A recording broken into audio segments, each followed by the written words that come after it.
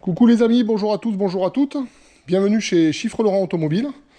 Alors aujourd'hui, je vais aborder un sujet qui peut en intéresser certains, surtout si vous êtes en train d'acheter ou si vous posez des questions concernant les corvettes.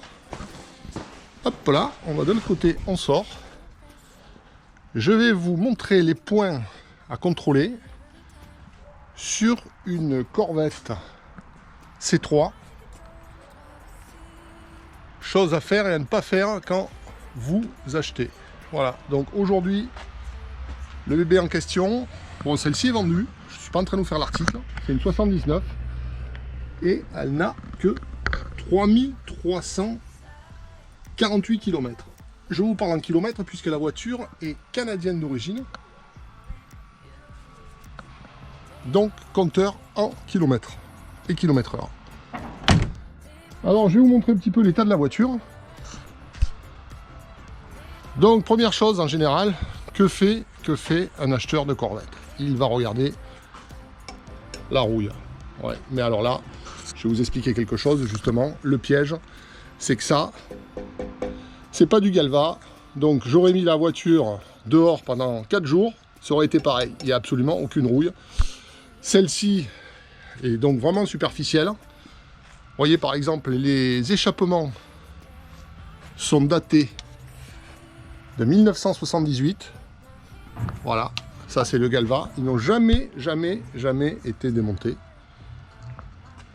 Donc je vous dis pas qu'il ne faut pas surveiller la rouille, effectivement. Bon, il faut regarder, mais là c'est vraiment une rouille superficielle. Alors les gens qui achètent, qu'est-ce qu'ils regardent également? Les cylindres blocs. Voilà. C'est pas un truc que je regarde en priorité, je vais vous dire pourquoi. Parce qu'un jeu de cylindres blocs, ça vaut 15 $. Donc c'est vraiment le truc facile à changer et qui ne coûte pas cher, mais tout le monde focalise là-dessus. En général, vous regardez l'arrière et vous regardez l'avant. Voilà. Alors celle-ci en question, bon, je vais un peu vous en parler quand même. C'est une voiture qui a seulement 3300 km. La voiture est 100% d'origine. Vous voyez. Là aujourd'hui, je viens d'y faire, nous sommes le 16 novembre, filtre à huile vidange. Voilà. Donc, les pièges à éviter,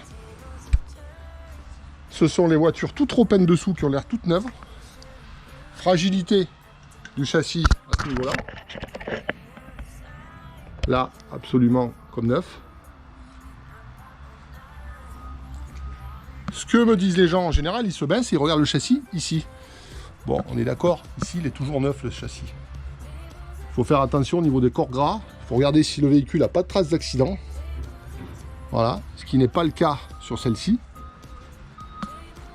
Méfiez-vous des dessous des carters fraîchement repeints.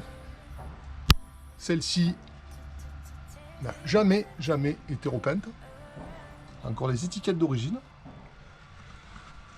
Les coups de craie d'origine, d'usine. Je n'ai pas lavé la voiture au Karcher.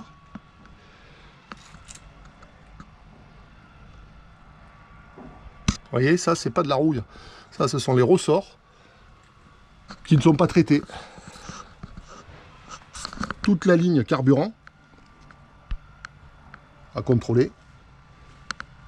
Bon, là, vous voyez, en l'occurrence, c'est strictement neuf. Les amortisseurs. Contrôler les fuites apparentes. Bon, celle-ci, une 79, donc elle n'a pas la lame carbone qui apparaît sur les dernières versions. Il faut absolument surveiller que les lampes carbone ne soient pas fendues, ce qui arrive souvent. Bien évidemment, le jeu partout. Et les points sensibles du châssis, ce que je vous disais, c'est par là. Par là. Par là.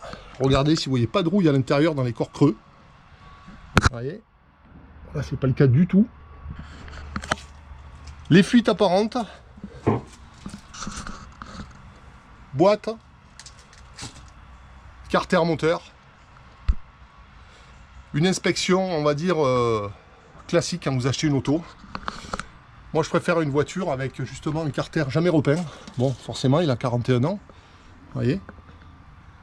Jamais aucun démontage. Je préfère ça qu'une voiture bricolée. La direction assistée, le vérin, classique, ça fuit par là, en général. Voilà.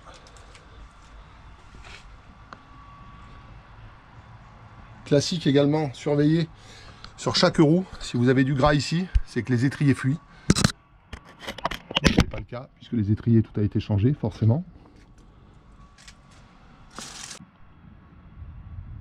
Chose extrêmement importante à contrôler, bon, chose qui n'est pas nécessaire sur celle-ci, vous l'avez vu dessous, c'est ce qu'on appelle sur une C3 la bird cage. Et la bird cage, la cage à oiseaux, c'est tout ce qui est ici. Voilà, les montants, etc. Et à force, avec les années, l'eau coule et tout est pourri. Voilà, bon, celle-ci, vous avez vu, elle est stricte. Là, voilà. Et pour contrôler la bird cage, alors je vais vous expliquer. Il faut démonter les caches ici et voir déjà ce que vous trouvez derrière. Si ça commence à être rouillé, c'est pas beau. Oubliez, passez à une autre. Voilà, si vous avez des questions, vous n'hésitez pas.